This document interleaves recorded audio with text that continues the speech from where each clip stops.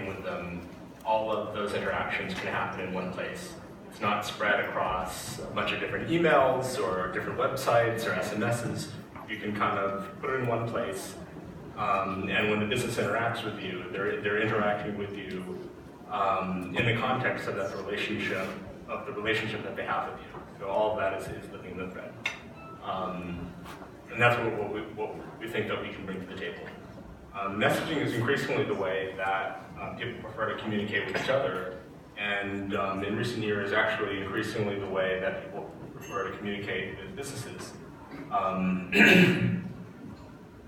So we have this great stat: 63% of people surveyed who message businesses say their messaging with businesses has increased over the past 2 years.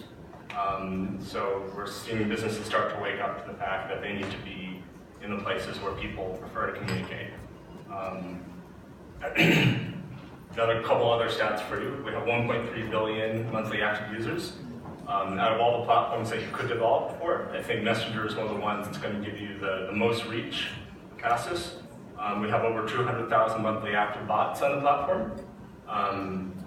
And one way I like to think about where we place what we're doing is if you're a business and you're using Messenger to talk to your customers, it's kind of a spectrum of how advanced you want to be in doing it. At the very low end of the spectrum, you have people who are kind of mom and pop shops, who people will message them, they'll ask, is this thing in stock? But then once you get a little more advanced, you start to need some software that's going to connect to your Facebook page and help you manage all those conversations with people. So we see companies like Zendesk and Salesforce helping with live messaging, routing these messages to different agents. And then beyond that, we have a lot of people doing interesting things with automation. Automation doesn't necessarily mean automating a conversation or having a program that's pretending to be a person. It can just be a faster way to put an order in, or to change some settings, or to just get the job done faster. So we're seeing a lot of people building interesting automation into the bots. And then we have companies doing things with AI, which we think is very promising. So when companies ask, like, hey, I heard bots is a big thing, why do I need to have a bot? We've really found that there are 3 pretty good answers to that question that we're focused on expanding in the past year. And those are customer care, marketing, and social experiences. I'm going to go briefly into what each of these are, and then I'll hand it over to some of my colleagues to talk about a couple of the features that we've launched in these areas. So we'll start with customer care. Talking to a business using Messenger is a lot easier and faster than having to call them. We found people are much more satisfied with the result, they get things done faster. So it's really a no-brainer. What's been tricky to figure out is how to integrate customer care with all of the other ways that a business wants to use Messenger to communicate. So a lot of times we'll find there's a business that has got a really great marketing agency who's come up with a campaign that they want to do in Messenger. And then people will go and they'll reply to some of the messages the bot is sending them, and then they won't reach anyone. So we realized that usually the company that's doing marketing is different from the company that's doing customer care, and we need to find a way to get multiple service providers in on one bot. So we invented something this year called Handover Protocol, which lets you do just that, which we'll hear more about later today. Another thing we just launched is this customer chat plugin.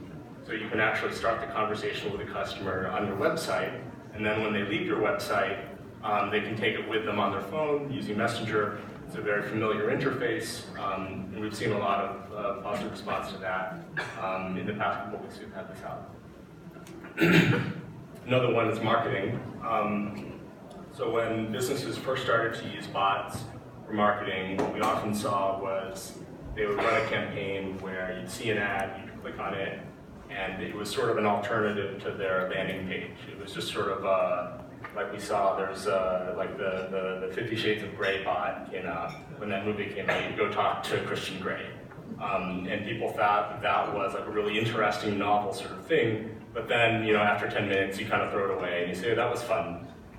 But now what we're seeing is businesses actually want to continue the conversation over the long term. We first saw this with celebrities. So we saw that a lot of DJs and pop stars and stuff would use this as a channel to tell their fans, hey, I have a new single, hey, I'm playing in your town. People could write to them, they'd often respond individually to fans. And now we're seeing brands jump on that too. We also launched a new API called the Broadcast API that makes it a lot easier to do this, which you'll hear more about today. Lastly, we have something called social experiences.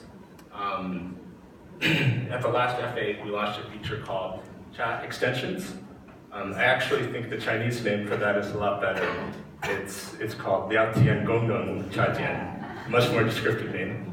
What this basically lets you do is, instead of being limited to just the features that we at Messenger can think of to put into the UI, now anybody in the world can build their own features into Messenger threads.